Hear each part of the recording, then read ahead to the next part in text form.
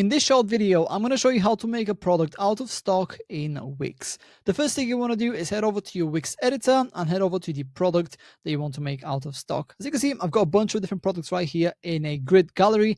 And let's just suppose I want to make this product right here, the very first one, out of stock. So what I need to do is click on the grid gallery and then click on manage products right here. And then a brand new window is going to open up. And by the way, you can access this window by clicking on catalog and then products from your Wix dashboard. You don't need to go to the editor itself.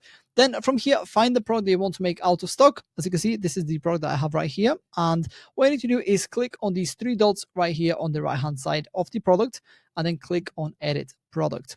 Then the settings of that individual product are going to be opened up. From here, scroll all the way down until we find this inventory and shipping section.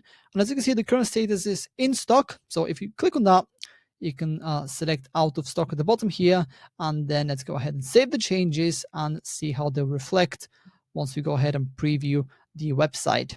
Give it a couple of seconds, and if you scroll down, you can see that the product now is out of stock. And yeah, that's pretty much it. That's how to make a product out of stock in Wix. If you have any questions, please let me know down in the comments below, and I'll do my best to help you out.